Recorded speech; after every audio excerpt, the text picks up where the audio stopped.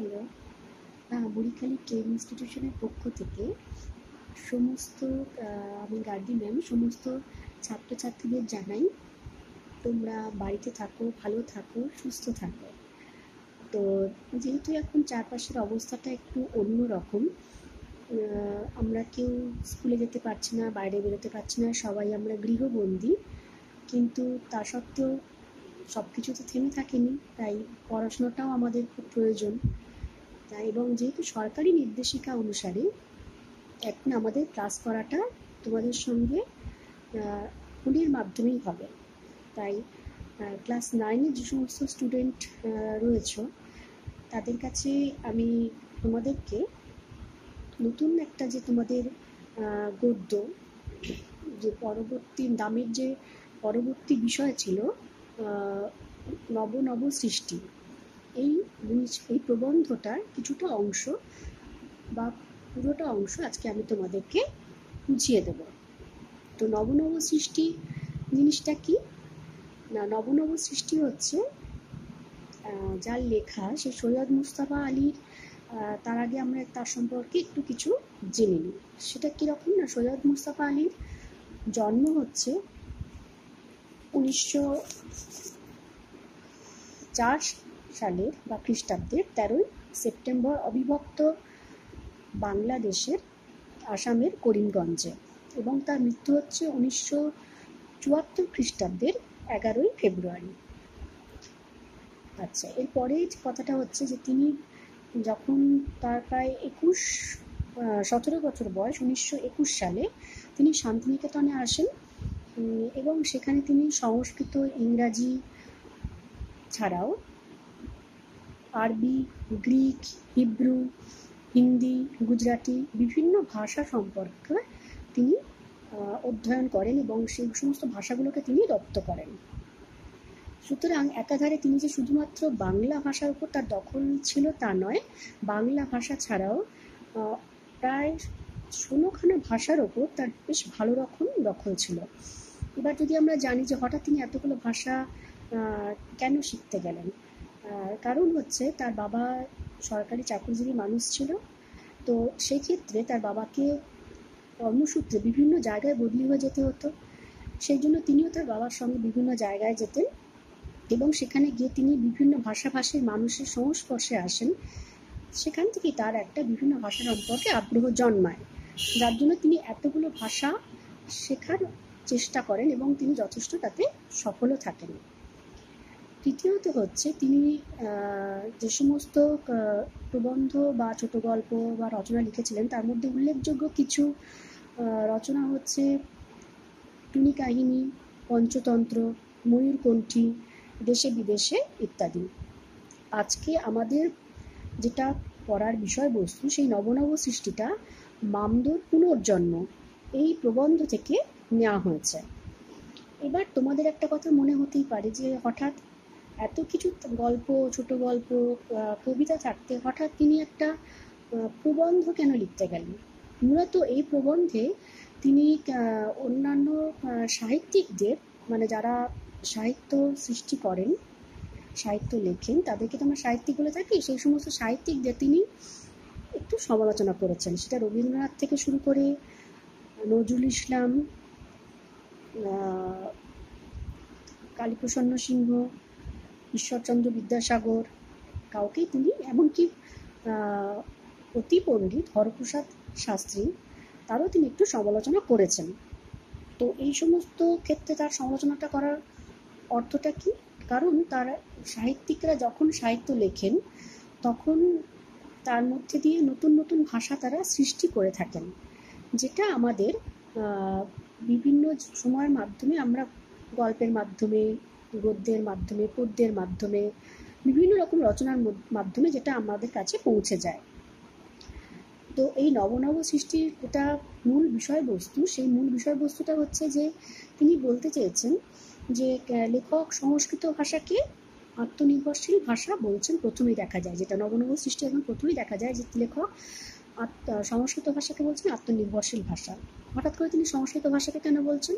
শুধুমাত্র সংস্কৃত ভাষাকেই বলছেন না, গ্রিক, আবেস্তা, হিব্রু, এই সমস্ত ভাষাকে তিনি বলছেন এরা আত্মনির্ভরশীল ভাষা। আত্মনির্ভরশীল ভাষা কাকে বলে না, যে সমস্ত ভাষা যখন কোনো সাহিত্য রচনা, যে সমস্ত ভাষার মাধ্যম দিয়ে যখন কোনো সাহিত্য রচনা হয়, তখন যদি আমাদের কোনো মনের ভাব প্রকাশের জন্য বা বিষয়ে কোনো বিভিন্ন পরিস্থিতির কে আমরা যখন ব্যক্ত করতে চাই সেই ভাষার মাধ্যমে, তখন যদি আমরা অন্য ভাষার শরণাপন্ন না হয়ে সেই ভাষার মধ্যে থেকেই উপযুক্ত ভাষা খুঁজে পাই, তখন সেটাকে আমরা বলি আত্মনির্ভরশীল ভাষা। যেমন মনে করো সংস্কৃত ভাষায় ক্রি বলে একটা ধাতু আছে, যেটা আমরা সবাই জানি। এই ক্রি ধাতুকে যদি আমরা আ যোগ করি ক্রি ধাতুর সঙ্গে, তাহলে হয় করা। ক্রি ধাতুর সঙ্গে যদি অনীয় যোগ করি হয় করণীয়। ক্রি ধাতুর সঙ্গে তব্য যোগ করলে হয় কর্তব্য। তাহলে এই যে ক্রি ধাতু দিয়ে আমরা একসঙ্গে অনেকগুলো শব্দ সৃষ্টি করতে পারি, যেগুলো আমাদের বিভিন্ন পরিস্থিতিকে ব্যক্ত করার কাজে আমরা ব্যবহার করে থাকি। এছাড়াও আমরা যদি বাংলা সাহিত্যের ইতিহাস দেখে থাকি, সেখানে আমরা দেখি যে সংস্কৃত, একসময় সংস্কৃত বাংলাতে সংস্কৃত ভাষা প্রচলন বাংলায় বেশ ভালো রকম ছিল। সেটা নিয়ে যথেষ্ট সাহিত্য রচিত হয়েছে, স্কুল কলেজে সেইটার অনেক পাঠ্যদান করা হয়েছে, যার জন্য সংস্কৃত একটা আত্মনির্ভরশীল ভাষা বলে যথেষ্টভাবে সব জায়গায় মাত্রা পেয়েছে। তার মানে এই নয় যে সংস্কৃত কখনো কোনো বিদেশি ভাষাকে গ্রহণ করেনি, করেছে, কিন্তু সেটা এতটাই কম যে সমালোচকরা তার জন্য সংস্কৃত আত্মনির্ভরশীল ভাষা বলতে পারবেন না, এই তকমাটা তারা দিতে পারেননি। সংস্কৃতের সঙ্গে সঙ্গে আরবি, ফার্সি, হিব্রু, গ্রিক, এই সমস্ত ভাষাগুলোকেও লেখক বলেছেন এরা আত্মনির্ভরশীল ভাষা। এবার আত্মনির্ভরশীল ভাষার সঙ্গে সঙ্গে বলার ক্ষেত্রে তিনি একটা কথা এটা বলেছেন যে বর্তমান যুগের আমরা যে সমস্ত বাঙালিরা রয়েছি বা বাঙালি যে আমরা সাধারণ মানুষ, তারা কিন্তু এখন আর সংস্কৃতকে খুব বেশি ব্যবহার করি না, কারণ সংস্কৃত ভাষাটা লেখা এবং উচ্চারণ যথেষ্ট শক্ত। সেক্ষেত্রে আমরা বাংলা শব্দটাকে ব্যবহার করে থাকি, কিন্তু এই বাংলা শব্দটা সংস্কৃতের মতন অতটা আত্মনির্ভরশীল ভাষা নয়। কারণ হিসাবে লেখক বলছেন যে আমরা যদি বাংলা শব্দভাণ্ডার দেখে থাকি, সেখানে দেখব যে তার মধ্যে আরবি, ফার্সি, পর্তুগিজ, ইংরেজি বিভিন্ন শব্দের প্রচণ্ড ছড়াছড়ি, এবং বর্তমান যে যুগ, বর্তমান যে সময়, বিশ্বায়নের যে যুগ, সেখানে তো ইংরাজি শব্দটা ভীষণভাবে আমরা কম বেশি ব্যবহার করে থাকি। আমরা সামান্য একটা উদাহরণ দিই, আমরা ক্লাসরুমেই হয়তো বলি বেঞ্চটা সরিয়ে বসো, বেঞ্চটাকে এগিয়ে আনো। আমরা কিন্তু সেখানে কখনো এই বেঞ্চের যে বাংলা যে তর্জমা সেটা কিন্তু বলি না, বা চেয়ারটাকে একটু টেনে দাও, চেয়ারের যে বাংলা তর্জমা কে দ্বারা সেটা আমরা বলি না, এবং সেটাতে আমরা মানে ছাত্রছাত্রী এবং শিক্ষক শিক্ষিকা সেই শব্দটাতে খুব কমই অভ্যস্ত, যার জন্য সেখানে আমরা দেখা যায় ইংরাজি শব্দটাকে ভীষণভাবে বাংলার মধ্যে এমনভাবে প্রবেশ করিয়েছি এবং এমনভাবে সেটাকে ব্যবহার করি যে আমাদের মনেই হয় না যে আমরা বাংলা নয়, যেন মানে ইংরাজি নয়, যেন বাংলা শব্দ ব্যবহার করছি। এবার এর পরবর্তী ক্ষেত্রে নবনব সৃষ্টির যে পরবর্তী যা স্ট্যান্ডাগুলো রয়েছে, সেক্ষেত্রে লেখক কী বলেছেন যে বাংলা ভাষায় আমরা কেন এত বেশি আরবি শব্দ, ফার্সি শব্দ বা ইংরেজি শব্দ ব্যবহার করে থাকি না। আমরা যদি বাংলা সাহিত্যের ইতিহাস ঘেঁটে থাকি বা যদি এমনি ইতিহাস ঘেঁটে থাকি, সেখানে দেখব যে বাংলা বারবার বিভিন্ন জাতি দ্বারা আক্রমণ হয়েছে, যার জন্য সেখানে ইংরেজরা আমাদের স্বাধীনতার আগে ইংরেজরা এখানে শাসন করে গেছেন, তো খুব স্বভাবতইভাবে তাদের শব্দ আমরা আমাদের শব্দভাণ্ডারে প্রবেশ করিয়েছি। এবং তার আগে পাঠান বা মুঘলদের যে আমাদের ভারতবর্ষ শাসন হয়েছে পাঠান মুঘল দ্বারা, তাদেরও যথেষ্ট বেশ সময় তারা ধরে আমাদের দেশকে শাসন করেছে, যার জন্য তাদের শব্দভাণ্ডারও আমরা খুব অবলীলায় বাংলা শব্দভাণ্ডারের মধ্যে ব্যবহার করে থাকি। এক্ষেত্রে লেখক বলছেন যে যদি মনে করতেন পরবর্তী যুগে, তাহলে অনেক সাহিত্যিকরাই তো পারেন নতুন নতুন ভাষা সৃষ্টি করতে, তো পরবর্তী যুগে অনেক সাহিত্যিক, সেখানে তিনি রবীন্দ্রনাথের নাম করেছেন, ঈশ্বরচন্দ্র বিদ্যাসাগর মহাশয়ের নাম করেছেন, কাজী নজরুল ইসলামের নাম করেছেন, এমনকি পণ্ডিত হরপ্রসাদ শাস্ত্রী তারও নাম করেছেন। বলেছেন যে এরা যদি মনে করতেন, তাহলে এরা অবলীলায় বিদেশি শব্দ ব্যবহার না করে সেই বিদেশি শব্দের পরিবর্তে কিছু বাংলা শব্দ, মানে উপযুক্ত সেই বিদেশি শব্দের যে উপযুক্ত বা বিকল্প যে বাংলা শব্দ হয় সেইগুলোর হয়তো এরা কিছু সৃষ্টি করলেও করতে পারতেন, কিন্তু তারা সেটা করেননি। তারা অবলীলায় সেই সমস্ত ব্যবহারগুলো করে গেছেন। কেমন রবীন্দ্রনাথ যেমন ইনকিলাব, রবীন্দ্রনাথ যেমন ইজ্জত দিয়ে, ইমান দিয়ে, আব্রু দিয়ে এই কথাগুলো খুব বেশি পরিমাণে ব্যবহার করে গেছেন। আচ্ছা, তেমনি ইজ্জত কথাটা হচ্ছে আসলে ফারসি শব্দ, আর আব্রু কথাটা হচ্ছে ফার্সি শব্দ, আর ইজ্জত কথাটা হচ্ছে পর্তুগিজ শব্দ, আর ইমান কথাটা হচ্ছে আরবি শব্দ। তা এই সমস্ত ভাষাগুলোর পরিবর্তে তিনি নতুন কোনো ভাষার প্রচলন করতেই পারতেন বা নতুন কোনো শব্দের প্রচলন করতেই পারতেন, কিন্তু তারা সেটা করার কোনো চেষ্টা করেননি। এমনকি কাজী নজরুল ইসলাম তিনি ইনকিলাব শব্দটাকে খুব বেশি পরিমাণে ব্যবহার করে গেছেন। এবং শহীদ কথাটার প্রচলন কিন্তু প্রথম কাজী নজরুল ইসলামই করেন। এর আগে বাংলা শব্দ ভাণ্ডারে কিন্তু শহীদ কথাটার বিশেষ প্রচলন দেখা যায় না। এবং অনেক ক্ষেত্রে দেখা যায় পণ্ডিত ঈশ্বরচন্দ্র বিদ্যাসাগর মহাশয় তিনি যখন নিজের নামে কোনো রচনা করেছেন তখন অত্যন্ত সাধু ভাষায় রচনা করেছেন, কিন্তু যখন তিনি কোনো ছদ্মনামে কোনো লেখা লিখেছেন সেখানে কিন্তু তিনি অবলীলায় আরবি ফার্সি শব্দের ব্যবহার করে গেছেন। এমনকি অতি পণ্ডিত যিনি হরপ্রসাদ শাস্ত্রী মহাশয় তিনিও বলেছেন যে আরবি ফার্সি শব্দের বিরুদ্ধে বা বিদেশি শব্দের বিরুদ্ধে জেহাদ ঘোষণা করাটা রীতিমতো মূর্খামি। কারণ আমাদের বাংলা শব্দ ভাণ্ডারে বিদেশি শব্দের সঙ্গে কীরকম তুলনা হয়েছে না, আমাদের রান্নাঘরে যেমন আলু, ফুলকপি এগুলো একদম অপরিহার্য অঙ্গ হিসেবে রয়েছে, এগুলো ছাড়া আমরা যেমন আমাদের রান্নাঘরটাকে ভাবতেই পারি না, ঠিক তেমনইভাবে লেখক বলছেন যে বিদেশি শব্দের অবস্থান আমাদের শব্দ ভাণ্ডারে অনেকটা ওই আলু কপির সমান, মানে সেগুলো ছাড়া আমাদের শব্দ ভাণ্ডার প্রায় অকর্মণ্য হয়ে পড়বে। কিন্তু একটা মজার বিষয়, এই যে আলু জিনিসটার প্রচলন কিন্তু আগে বাঙালিরা জানতো না। এই জিনিসটার প্রচলন কিন্তু প্রথম করেন পর্তুগিজরা। যাই হোক, কিন্তু সেই প্রচলনটাকে আমরা সেই জিনিসটা পর্তুগিজরা প্রচলন করলেও আমরা সেটাকে এখন এমনভাবে নিজেদের মধ্যে ব্যবহার করা শুরু করে দিয়েছি যে এখন বাঙালি আমরা কথাই বলি কিছু খেতে না পাই, আলু ভাতে ভাত খেতে পারলেই হলো, মানে বাঙালি মানে আলু ভাতে ভাত।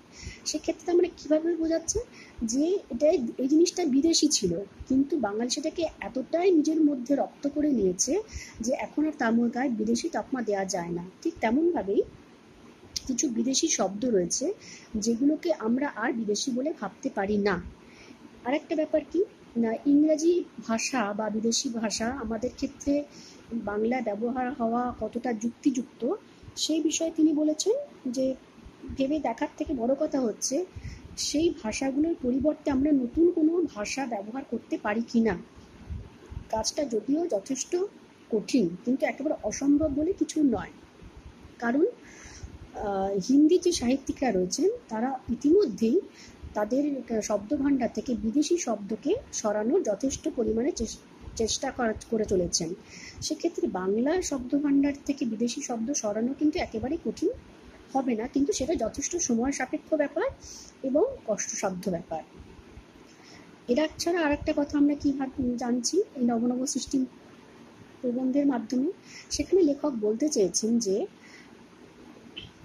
ইংরাজি শব্দ এখন আমরা বর্তমান যুগে এমনভাবেই ব্যবহার করে থাকি যেখানে ইংরাজি ছাড়া আমরা আমাদের মানে যারা হয়তো খুব সাধারণ লেখাপড়াও জানে না, অশিক্ষিত, কিন্তু তারাও অবলীলাক্রমে ইংরাজি ভাষাগুলো বহুদিন ধরে কানে শুনতে শুনতে তারা এমনভাবে ব্যবহার করে যে তারা মনেই করে না যে তারা ইংরাজি শব্দ ব্যবহার করছে, তারা যেন মনে করে তারা বাংলা শব্দ ব্যবহার করছে।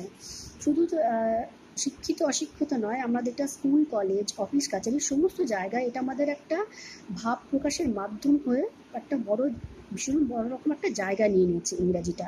যার জন্যই এটাকে আমরা বিদেশি শব্দ বলে এখান থেকে যদি আমাদের বাংলা শব্দভাণ্ডার থেকে যদি এখন তাড়ানোর ব্যবস্থা করি তাহলে আপামর সমস্ত বাঙালিকে রীতিমতো একটা বেগ পেতে হতে পারে বা তাদের যথেষ্ট সময় লাগতে পারে। কারণ নতুন ভাষা সেই সমস্ত ভাষার পরিবর্তে আসবে, সেগুলো সমস্ত সাধারণ মানুষের কাছে পৌঁছে যাবে, বোধগম্য হবে, তবেই তো সেই ভাষাটা সরে গিয়ে নতুন ভাষা কদর হবে। কিন্তু সেটা যথেষ্ট সময় সাপেক্ষ ব্যাপার এবং যথেষ্ট কষ্টসাধ্য ব্যাপার, কিন্তু একেবারে অসম্ভব কিন্তু নয় সেটা। যদি সেটা সাহিত্যিকরা চেষ্টা করে থাকেন তাহলে কিন্তু সেটা সম্ভব। আচ্ছা, এই নবনব সৃষ্টির একদম শেষের দিকটা দেখা যায় লেখক বলতে চেয়েছেন যে যদি খাঁটি বাঙালিয়ানার পরিচয় আমরা কোথাও পেয়ে থাকি, সেটা হচ্ছে শ্রীকৃষ্ণ কীর্তন পদাবলী সাহিত্যে। শ্রীকৃষ্ণ কীর্তন পদাবলী সাহিত্যে আমরা দেখে থাকি রাধার যে চরিত্র, শ্রীকৃষ্ণের যে চরিত্র এবং তাদের মুখে যে বিভিন্ন ধরনের কথা আমরা পাই, সেগুলো হচ্ছে একদম খাঁটি বাংলা শব্দ। এছাড়া কোথায় খাঁটি বাংলা শব্দ আমরা পেতে পারি? বাউল গান, ভাটিয়ালি গান, মুর্শিদিয়া, এরকম বিভিন্ন ধরনের জায়গায় কিন্তু আমরা খাঁটি বাঙালি শব্দ পেতে পারি, যেখানে বিদেশি শব্দের প্রচলন বা আনাগোনা নেই বললেই চলে। আর একদম শেষে গিয়ে আমরা নবনব সৃষ্টিতে লেখক বা প্রাবন্ধিক যে কথাটা তুলে ধরতে চেয়েছেন সেটা হচ্ছে যে বাঙালি পাঠক সমাজ সবশেষে কি পছন্দ করে না, সাহিত্য যেন সুন্দর হয় এবং সাহিত্য যেন মানুষের বোধগম্য হয়। সেখানে বিদেশি শব্দ কতখানি প্রবেশ করলো, কতখানি স্থান পেল, সেই নিয়ে আপামর বাঙালিরা কিন্তু অতটা ভাবে না। কিন্তু যদি বিদেশি শব্দের পরিবর্তে দেশি শব্দ ব্যবহার করা হয় এবং সেটা যদি তার মধ্যে দিয়ে যদি সৌন্দর্য প্রকাশ না পায় বা সাধারণ মানুষের যদি সেটা বোধগম্য না হয়, তাহলে কিন্তু সাধারণ বাঙালি সমাজ তখন বিদ্রোহ ঘোষণা শুরু করে, কারণ এরা হচ্ছে আপামর সৌন্দর্যের পূজারী। তো সব মিলিয়ে দেখা যায় যে নবনব সৃষ্টি যে প্রবন্ধ, এই প্রবন্ধের মধ্যে দিয়ে লেখক একরকম বলতে গেলে যারা সাহিত্য রচনা করেন বা যারা একসময় বেশ বিখ্যাত ছিলেন, আজও আছেন, সেই সমস্ত মানুষদের কিছুটা সমালোচনা করেছেন এবং তিনি বলেছেন যে এই সমস্ত মানুষগুলো যদি চাইতেন তাহলে হয়তো সাহিত্যে নতুন কিছু শব্দের আমদানি হতে পারত বাংলা সাহিত্যে, বাংলা শব্দ ভাণ্ডারে, বাংলা শব্দ হিসাবে। তাহলে সেইখান থেকে কিছু চেষ্টা করলে আমরা তো বিদেশি শব্দগুলোকে তার পরিবর্তে দূরে সরিয়ে দিতে পারতাম, কিন্তু সেই প্রাবন্ধিকরা বা সেই সাহিত্যিকরা সেই চেষ্টা না করার জন্যেই বাংলা শব্দ ভাণ্ডারে এত বিদেশি শব্দের আনাগোনা দেখা যায়। কিন্তু যেটা আমরা সংস্কৃত শব্দ ভাণ্ডারে দেখি না বা হিব্রু, গ্রিক, আবেস্তা এই সমস্ত শব্দ ভাণ্ডারে দেখি না, কারণ সেই সাহিত্যিকরা তারা কিন্তু যথেষ্ট পরিমাণে খাটাখাটনি করে সেই সাহিত্যের যে শব্দ ভাণ্ডার তারা সেখানে এতটাই স্বয়ংসম্পূর্ণ করে রেখেছেন যে তাদের কোনো কিছু ভাব প্রকাশ করার জন্য তাদেরকে অন্য শব্দের কাছে নির্ভরশীল হতে হয় না। যার জন্যই তিনি বলেছেন সংস্কৃত শব্দ এবং বা অন্যান্য যে প্রাচীন ভাষা যেগুলো, সংস্কৃত ভাষা বা অন্যান্য যে প্রাচীন ভাষাগুলো রয়েছে, হিব্রু, গ্রিক, আবেস্তা, এরা যথেষ্ট পরিমাণে স্বয়ং সম্পূর্ণ ভাষা বা আত্মনির্ভরশীল ভাষা, যেটা কিন্তু না বাংলা নয়। তো এই হচ্ছে নবনব সৃষ্টির মূল বিষয়বস্তু। যদি আমি এটা বললাম, যদি তোমাদের পরেও তোমরা ভালো করে প্রবন্ধটা ভালোভাবে পড়বে, যদি তোমাদের কোথাও আরও কিছু বুঝতে অসুবিধা থাকে, প্রত্যেকটা লাইন কিন্তু ভালোভাবে ধরে ধরে পড়বে। এমন নয় আমি বলে দিলাম তোমরা সেটুকুই মাথায় নিয়ে কোশ্চেন অ্যান্সারের দিকে চলে গেলে, সেটা কখনই করো না। প্রতিটা, আমি যেটা বারবার বলি, প্রতিটা গদ্যকে এবং প্রতিটা পদ্যকে কিন্তু সবসময় ভালো করে খুঁটিয়ে পড়ার চেষ্টা করবে। তাতে কি হবে, সেই জিনিসটা তোমাদের অনেক বেশি তোমাদের কাছে পরিষ্কার হবে এবং বোধগম্য হবে। আচ্ছা, এরপরে যেটা থাকে সেটা হচ্ছে যে আমি তোমাদের কিছু সামান্য একটু টাস্ক দেব। সেই টাস্কটা তোমরা নিশ্চয়ই পারবে, কারণ তোমরা এখন যথেষ্ট বড় হয়ে গেছো। সেই টাস্কটা আমি তোমাদেরকে বলছি, সেটা হচ্ছে টিকা। কয়েকটা টিকা তোমরা করবে, সংস্কৃত ভাষা, গ্রিক, হিব্রু, আবেস্তা, মুর্শিদিয়া, এই 5টা টিকা তোমরা করবে। এছাড়া কতগুলো বিষয়, যেমন গদ্যের মধ্যে কতগুলো, প্রবন্ধের মধ্যে কতগুলো লাইন আছে যেগুলো ভীষণ ইম্পর্টেন্ট, সেই লাইনগুলো আমি বলছি, তোমরা সেই লাইনগুলোকে আন্ডারলাইন করে সেই লাইনগুলো ব্যাখ্যা করবে। কোন লাইনগুলো? প্রথমত একটা লাইন আছে, দেখবে সংস্কৃত আত্মনির্ভরশীল ভাষা। এই ভাষাটিকে লেখক আত্মনির্ভরশীল বলেছেন কেন, সেটা ব্যাখ্যা করবে। দ্বিতীয়ত, বাংলা ভাষা আত্মনির্ভরশীল ভাষা নয়, বাংলা ভাষাকে প্রাবন্ধিক আত্মনির্ভরশীল ভাষা নয় বলেছি কেন। আচ্ছা, এরপরে যদি আর একটা প্রশ্ন দিই, সেটা তোমরা হচ্ছে যে